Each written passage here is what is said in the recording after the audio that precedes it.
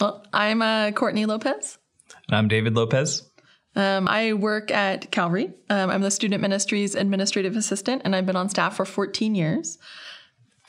And I work at Children's Hunger Fund in LA and used to work at Calvary. And we've been married for 10 and a half years. So do you want me to start? Sure. Okay. So the very first time, so David and I actually started dating when we were 20, but the first time I met him, I was 17 and you were maybe 18, maybe still 17.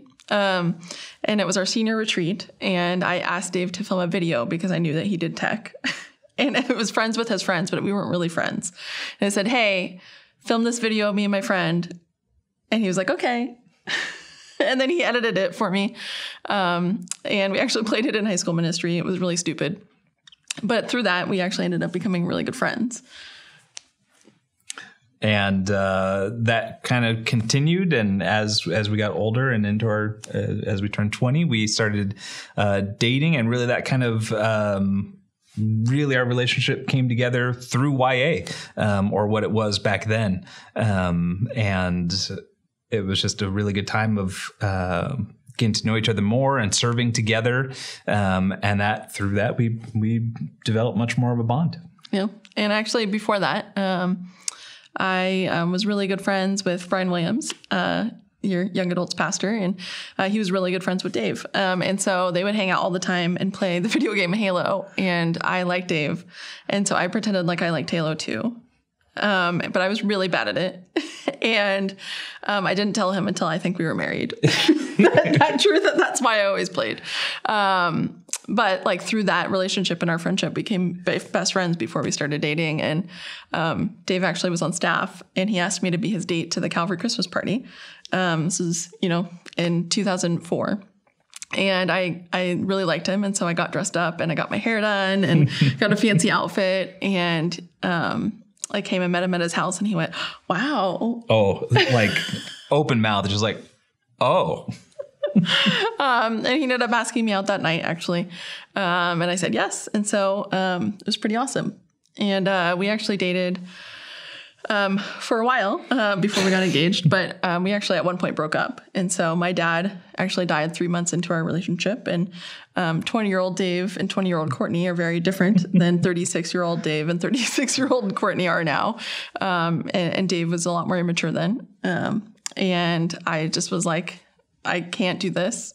And if we get back together, we're going to get married. And so we broke up for a summer.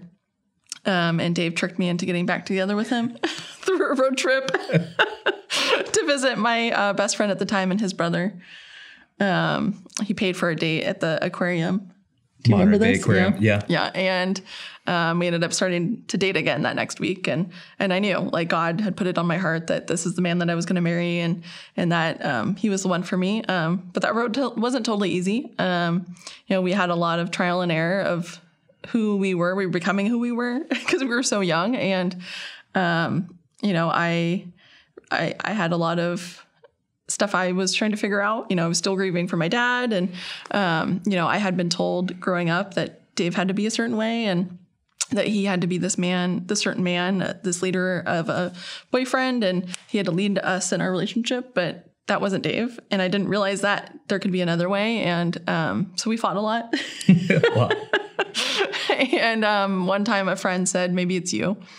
And I started to realize, wow, that was a really bold thing to say to me. And she was right. And I realized like Dave is not going to be that leader, but he is a very strong leader. And I'm also a very strong leader. And so like we ended up starting leading each other in Christ instead of me saying like, why aren't you doing this? And our relationship became so much stronger. And do you have anything to say that was at this good. point our relationship? I think looking back and as we've been thinking over the last few days preparing for this, it's been really interesting to think about how difficult we made things on ourselves back then. And I've thought this, many times looking back at high school and being in my 20s and just how much more effort we put into stuff than needed to be, where we could have just let so many more things just be less passionate about I don't know, what we were going to eat for dinner or, you know, small things and large things where it was just a lot of stuff where, it just didn't matter. And I think we know much more now, certainly, that as long as we're together, we can do quite a bit, and we'll be happy and we'll work through it. Yeah, I think at a very young age, thankfully, praise God, we realized how critical communication is in our marriage and our relationship. And, you know, after we kind of realized that and wrestled through that with us and our leadership with each other and bringing each other to God, our relationship has been so strong. And we got engaged in 2009, and we got married a year later. And, you know, looking back, like, even this past year, which has been the hardest year I think anybody on earth has gone through, I looked at him every week and would be like, I love you more than I did the first day I met you. You know, like I because we have such open communication and we are willing to say honest things to each other, but in a way that's loving and in grace and truth, and just to talk about things and to say, hey, you know, I'm so sorry I said that. It wasn't out of a place of love, or, hey, actually, when you did that, it kind of hurt me. And through that, like, we've been able to grow so much as leaders and as people. And I'm really thankful for that. You know, we both served as staff at Calvary for a while. And that was some hard times too. Like, being in ministry together is really hard. Schedules are really hard in ministry. And, you know, Dave ended up leaving Calvary so that, you know, we can have a little bit more bandwidth in our life, you know, and he still works in a Christian nonprofit. But, like, through that, like, time period, I think we grew a lot together as people. Mm-hmm. And, like, in our relationship with Christ too, I think really pushing each other to spend more time with God, and, to also, you know, push each other to spend more time with God, like, intentionally, which was really cool. And, like, the last couple of years, we've actually done a Bible plan together, which I've really loved. And Dave, well, you know, his kind of style of loving me is saying, like, when I'm down or I'm distant from God, is to be like, hey, maybe you should do that, but, like, really gently and sweetly. And it's been really great for me.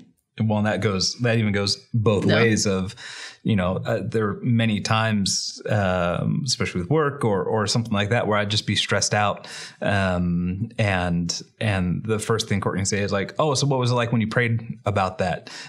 Which of course I hadn't, because I was relying on myself or others to fix those things. And I think a lot with Courtney's prompting of just remembering to bring it to the Lord. And that's made such a big difference in just how to address things and kind of changing the understanding of how we deal with things, of really putting the Lord first, when, especially in those times where we don't want to, when we want to fix it, when we want to just kind of go forward, bullheaded, you know, through something, and just relying on bringing it back to the Lord, even if it's just getting a different view of it. That's really been something that's become a big shaping of our marriage.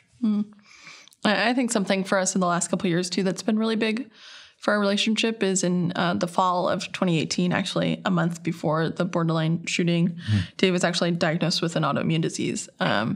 And so he had always been struggling health-wise, you know, since he was young, with these issues. And, you know, I really pushed him, said, hey, like, I've known you since we were 20. This isn't normal for you. You need to go to a doctor. And wrestling through that, him getting diagnosed, I think, was like a really big breakthrough in his life and in mine too. And realizing how to love somebody who's dealing with a chronic illness and dealing with pain that I don't understand. It's forced me to learn how to be a more patient person. I think my inherent nature is to not be patient in those circumstances, even though I'm actually a very empathetic person. I struggle with being empathetic about that kind of pain for some reason. And, like, I'm very empathetic with, like, somebody who's gone through, like, the death of a loved one or emotional pain. But, like, when it's physical, I'm just like, I think it's how I was raised. It's like, just get up and go on with it, you know. But it's forced me to step back and be like, no, how do I love you in a new way? And how do I love you in a way that honors God and loves you in the covenant that we made together in God? I think this year too, like, that's something we both wrestled through, like, with the pandemic, is stepping back and saying, no, I have to choose to not do that because of my family, because of the man I love. And I would do that 100 times over because it's worth it. Because he's my best friend. And, he was worth saying, no, I can't do everything. I'm going to sit in my house for a year and not do things. And, Yeah. And the support of receiving that care, I think, I guess it really has been pretty amazing this last year. Yeah. Of just that support, and certainly me dealing with not feeling like I was worth someone going through all that trouble, and just being on the receiving side of someone saying, no, you are worth it. I'm going to support you and make the sacrifice for you, and getting to a place where I just had to be receiving of that, where there was nothing I could do really to make that any easier, just to receive it and try what little I could to help out more. And receiving all that support from Courtney and the sacrifices she went through, I think it was really difficult for me, because we'd always been taught as men in the church that you need to be strong. You need to be the provider and the supporter. You kind of need to be that one out in front, the one taking the lead. And it was a time where I just couldn't physically safely do that. I couldn't be the one that was leading our family in that way. And so it was kind of a vulnerable place to be. But I think, even through this disease, that's really kind of been the name of the game, is just vulnerability, of being open to, not put on a brave face all the time, to be able to receive Courtney's caring for me and to be able to share that with other people. And that was one of those kind of items where Courtney kind of led for me, of sharing my story with more people, even where I wasn't really comfortable with it. And we had some arguments about her sharing my story of my disease. Of course, it affected her a lot. I'm all about vulnerability. So for me, I needed to process it that way. I needed to be able to talk about it. Yeah. And so pushing that to me really helped me to own it and do more with it and be more open about it. And it's been amazing how I don't think I ever would have moved out of that comfort zone without Courtney pushing me in this instance.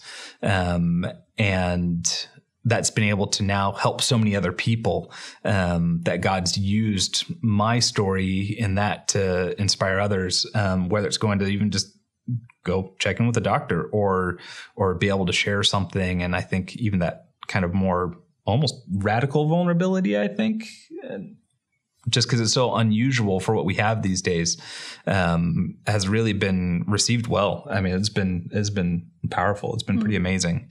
Does that answer the question? I think for me too, this past year in particular, while it's the most difficult year I think we've had the best conversations that we've had in 16 years of knowing each other.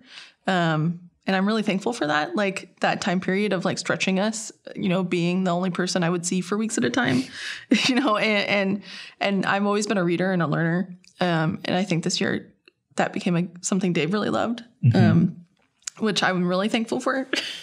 Because I'm an introvert and I love reading and I get filled up that way. And I've been like that since I've known him, since I was a teenager. And so for him to get into books and reading was yes, God, thank you. Because we've had the best conversations because of it. We've talked about so many different things that we wouldn't have talked about with our faith, and pushing each other and kind of, rethinking different things. And even with political climates and racial climates right now, being in a mixed race marriage, of having hard conversations that we didn't have before as much, and coming to each other and being I'm for you and I see you and I want to fight for you, and as a person who's married to a person of color, and getting to have that richness in our relationship has been a really big blessing. We've been doing a Be the Bridge group as a couple with some people at Calvary, and it's been some of my favorite time in our relationship is going through that together and being able to talk about racial reconciliation after 16 years of knowing each other. Has been really cool and something I've really truly loved in the time we've been together.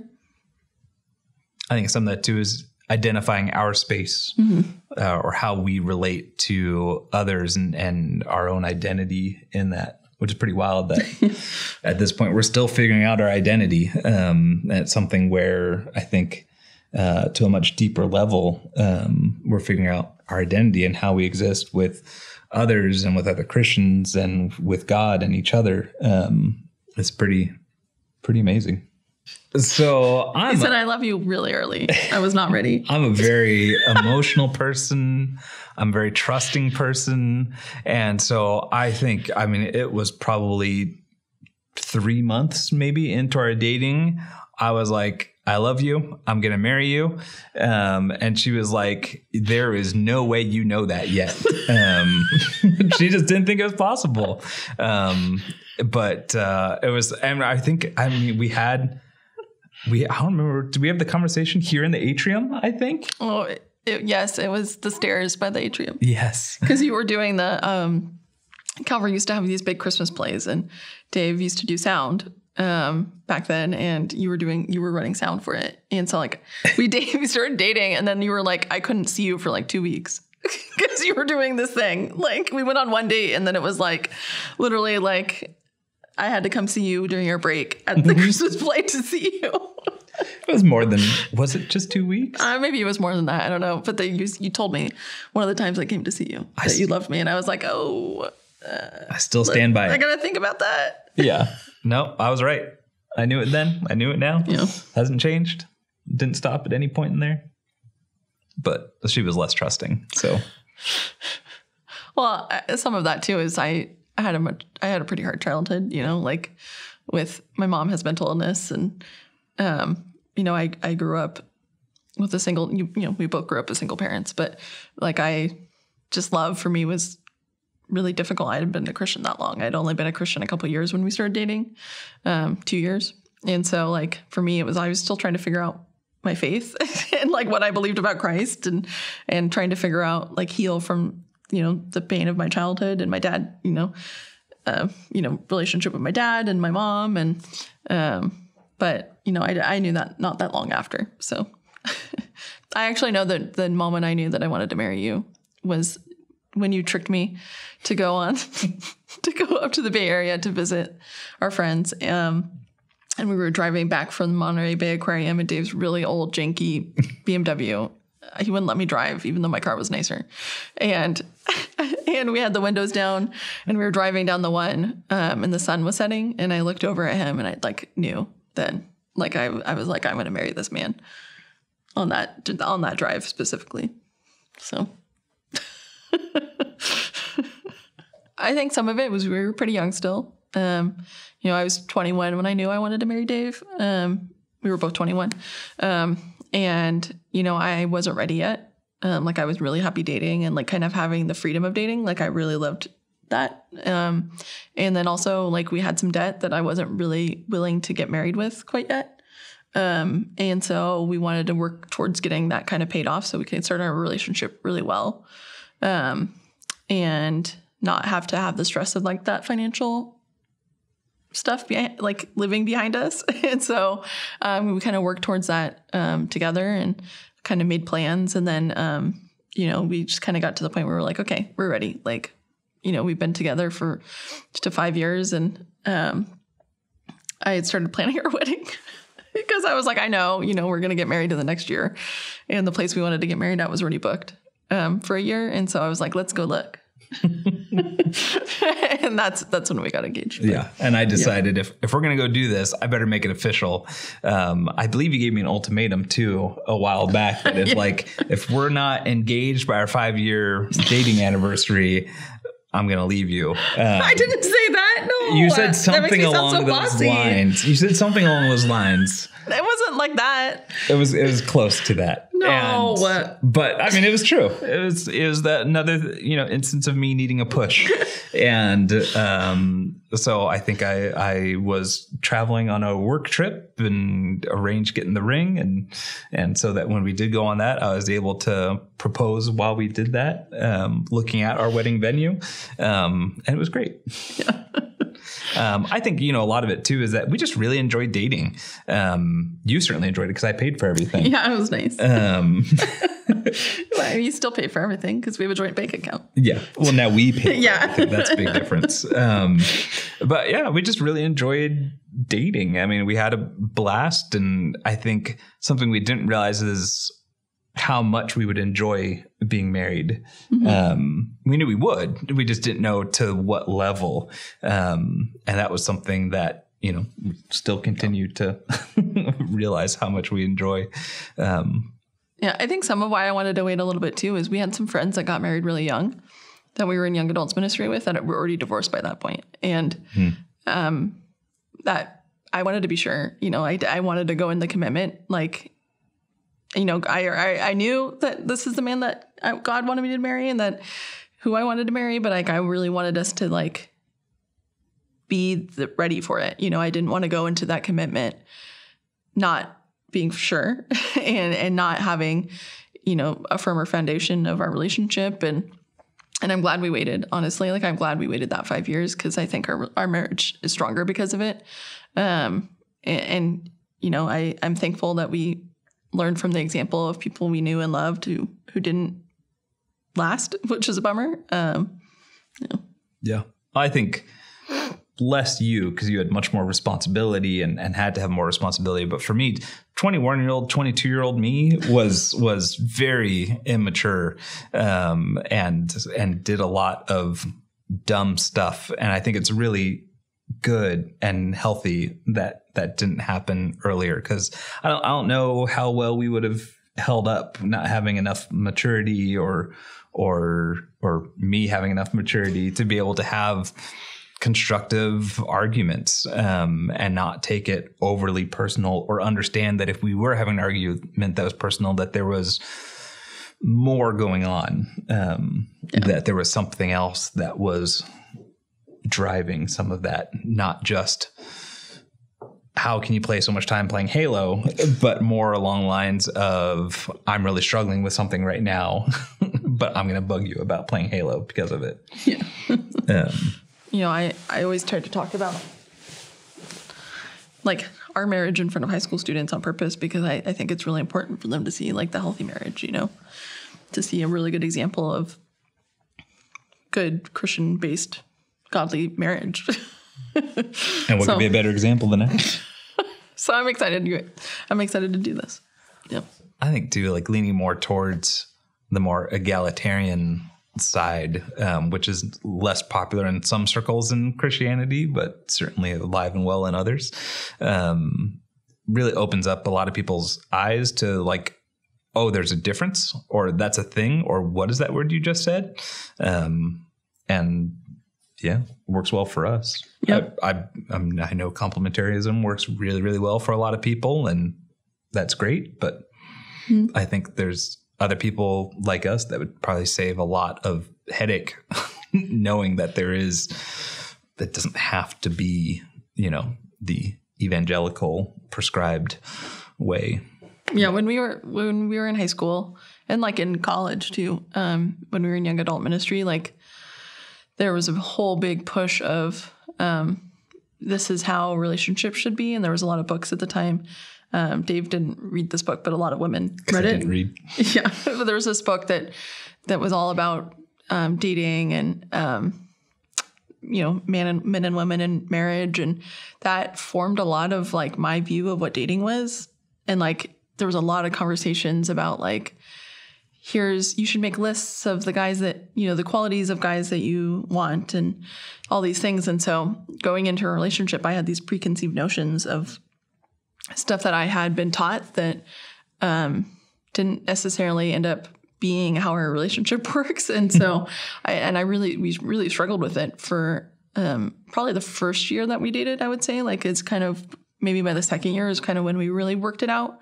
But I am a really strong leader, and Dave is a really strong leader as well, but in different ways. And I thought that he had to fit in this mold that said, you have to be the leader of the household, and you as a man have to lead this woman. But that's not Dave, and he's not going to ever do that. He is, but in a different way. And we would fight about it because I'd be like, why can't you do this? Like, people told me this is how you're supposed to be, and you're not this. And, I realized that there is another way, and that, in the Bible, when it talks about marriage, it also talks about women, coming to the man, and men and women leading each other. And I realized, that that's okay too. There's like spine issues and rib issues in the Bible. And I think that, this is kind of like a rib issue. Spine issue is like, we believe Jesus rose from the dead and came back 3 days later. But like, this is, this is like, it's not as talked about as it used to be when we were dating. It was a really big deal when we were dating. And, I'm kind of thankful that it's not a big thing anymore. But I wish this was talked about more when we were dating, and that people could realize like there's another way to have marriage and to come to each other and lead each other to Christ, and bring things to the table when one person is feeling lower in their faith, or to be like, oh, I was doing this, like, how cool, like, or like God led me through this, and to both do that with each other. I know our relationship is blossomed when we realize that this is our leadership style. Yeah, I think, for us too, what we'd often find is that it seemed kind of like almost like a waste of resources for one of us to always have to be the dominant leader. And even that word dominant and dominate is just such a, I don't like it. But I think that's what I had been taught growing up in the church, as like, it is my job to put my foot down, to control the situation, to always be the leader. And I think that works in a very male-dominated culture, but at the same time, that's not really what we see how Jesus leads. Isn't leading by dominating people. He leads much more by caring people and supporting them. And so I think it's just kind of we had some, I think, just some poor representation. Growing up with single parents too, we also, neither of us had a really good, close example of what God intended for marriage. I didn't have any example because my parents weren't Christians. I didn't grow up in a Christian home too. Yeah. So for me, my only examples of marriage were non-faith based too. I think, yeah. And we were never, we had a few friends where we could see how their parents interacted, but we were never around enough to really absorb some of that. And they, like everyone, they had plenty of their own problems too. And so that was something that was difficult when we went to figure out what our marriage was going to look like, not having that strong foundation to build off of, other than just we've read some books with some people's opinions that didn't pan out even for the people that wrote that. I think it was one of those things where the culture was turning to fallible people for a lot of their marriage advice or how they were going to structure their relationships, as opposed to turning to the Bible. What a thought. Yeah, what a concept. And so they were, the popular thing when we were younger was really looking at these examples of these very conservative, very strict guidelines. And that's kind of what we had as a starting point. But yeah, we just found, as we've said before, like that just didn't fit us. It didn't fit how God created us. As a strong leader and a reluctant leader, to be able to work together efficiently. Mm-hmm. I for me, both of us come from parents who have been divorced or married multiple times. My dad was married twice. The second time was to my mom. And my mom is bipolar. And so growing up in the 7th grade, my mom was actually taken out of my home for her safety and my safety. And, for me, I was still really wrestling with that, I think, when we started dating and coming to grips with my relationship with my mom, and also just like my relationship with God in that, and kind of wrestling with God with that. And so, for a while, I when I was really younger, I kind of blamed myself before I knew God. And then I realized like that's not true. Like, it wasn't my fault. My mom wasn't bipolar until she was pregnant with me. And so I brought a lot of that guilt into my teenage years, and I was still kind of wrestling with that when we started dating. And then for me going into marriage too, Dave's dad in particular's relationships have been quite dysfunctional. And so I really struggled with that in terms of Dave, of like being worried and fearful that he would bring that dysfunction into our relationship. And that was my biggest fear going into our marriage, was like, your example of a godly man is not what I want you to be. And it's not what what if this happens to us, and what if you become that person? And God really thankfully put on my heart that Dave is never going to be that man. Like he's so far from that. And so he, helped me see clearly that it was like, no, Dave is not, he wouldn't do that to you. Like he's not that person. I think for me, I was thinking about this question. What I brought into the marriage was myself, which back then I thought I was hot stuff, of course. But now, like looking back, I mean, just immature. Even when we got married, there was still a lot of maturity things. I hope in another 16 years we'll look back and be like, well, we were so immature at 36.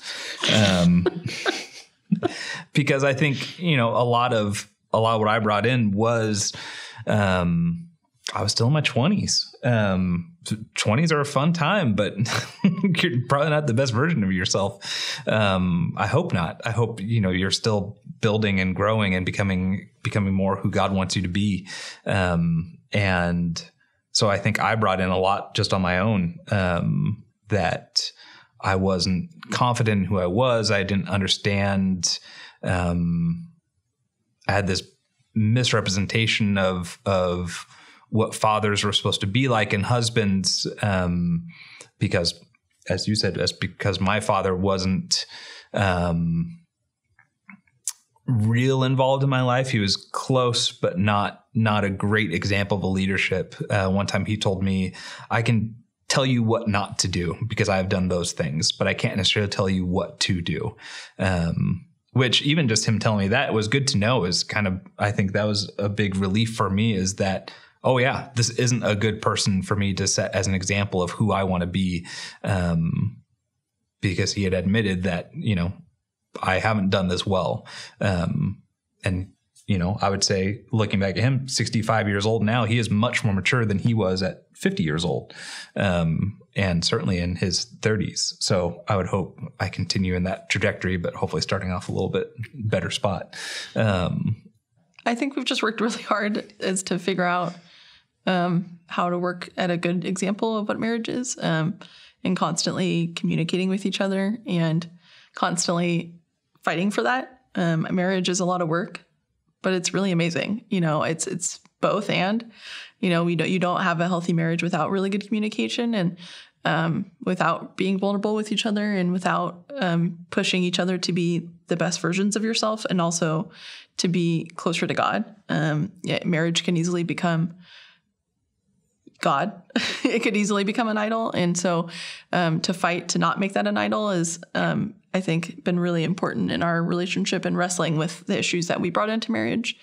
And, I think that God quickly took those issues away from us because we did fight for it. And we did fight to constantly bring each other to Christ, but also push each other to be better people and to live and love like Jesus, hopefully all the time, and even when we have disagreements, to try to do that in a disagreement in a way that's not going to hurt the other person intentionally, or you can easily have an argument where you can go at the other person and hurt them.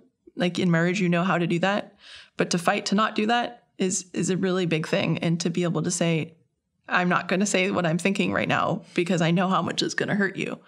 And then instead say, no, I'm going to hold my tongue like James tells me to do,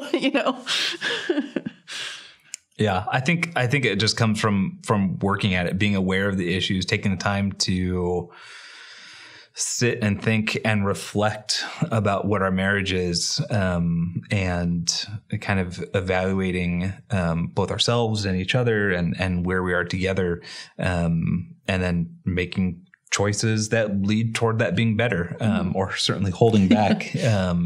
We have more ammo than anyone has ever had to be able to wound each other, and not using that is so crucial. I think some of that comes with maturity. We would say some pretty hurtful things to each other when we were younger, and we've gotten much more to understanding that, knowing those weaknesses instead of being angry and pointing them out. Now we understand them and support those things, knowing that that's where our weaknesses are. Looking at our legacy, I think this is some of it. I'm so honored that we were asked to be able to share our marriage. I don't necessarily always think of it as like a shining example. Not that saying that you are saying we're a shining example, but just being open to how God would use our marriage. At this point, we haven't had children, but we have Courtney and myself. We've really lived in our marriage in service. And I would hope, regardless of whether we have children, that we affect the lives of many young people, and being able to use the example of our marriage and just our efforts to be able to have that be something that enriches people. I think to someone like Rick Fusilier, who is someone I very much look up to, and who doesn't? Yeah. And he's great. And just how he's spoken into our marriage. I would, in my 60s and 70s, I hope I get the opportunity to speak into other young people's marriages and lives, and be able to enrich that in ways that, I think with Rick, he's just said compliments, nice things. He's a nice person. And so I don't know how much he really believes in all this stuff, or if he's just wonderful. And so you just feel that from him. But it sure has made a difference in my life. And I would love for our marriage and how we act and represent ourselves and Christ continue on some of those in the role that other people have put into us. Mm-hmm. Yeah, I think for me, I think the legacy that I would like to see is that people looked at us and said, we lived and loved like Jesus. Like those people loved Jesus, and that they made each other better in Jesus. And also just like that people could see Jesus through our marriage and through our relationship. Dave mentioned that we don't have kids yet. Like we do want to have kids, but we actually really want to adopt or foster kids. Like we don't want to have our own kids. I've actually wanted to foster or adopt since I was a teenager.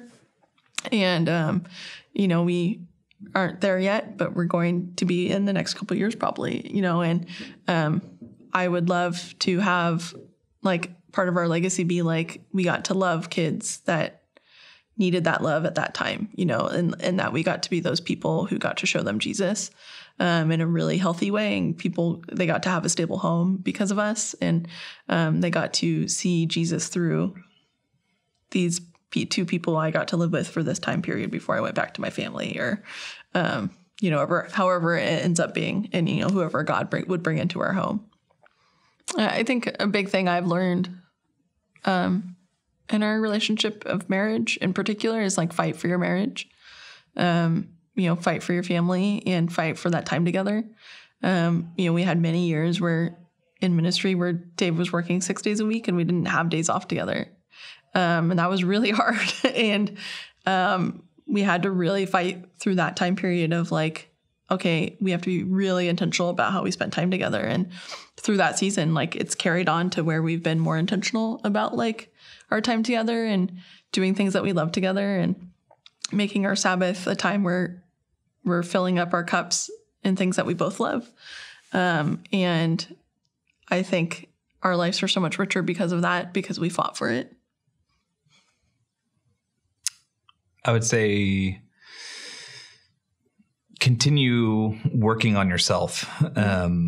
I think for a long time, I thought I wanted to work on myself up to being able to be married, being that husband. but it goes so much more beyond that. I think had I stopped there, like we've seen friends that have kind of just stopped their personal maturity at some point, and they just kind of have been the 20-year-old version of themselves for far too long, myself included, I think, so I think continue to work on yourself, continue to work on yourself, continue to let God build you into someone better. You can always be a better version of yourself for your spouse and for God. Yeah.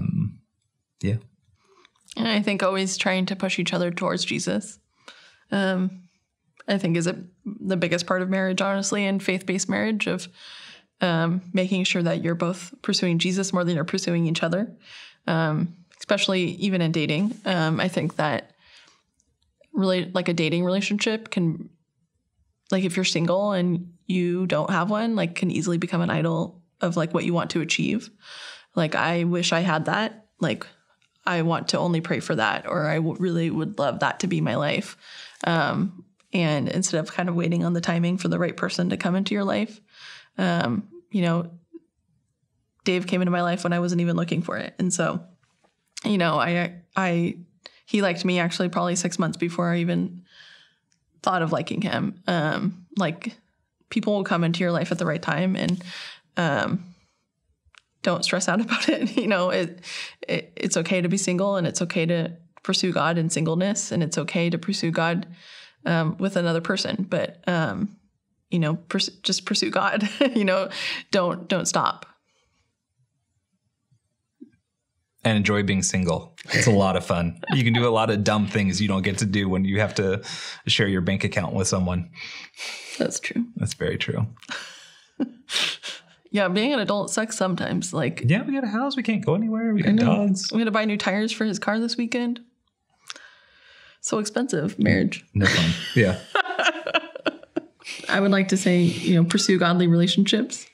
You know, this series isn't just about dating. It's like about all relationships, and pursue the relationships that push you to Christ, not like push you away from it. And find those people that are like for you, that are like your champion, who give you grace and give you love, and like see the best in you, and like don't make you the worst version of yourself.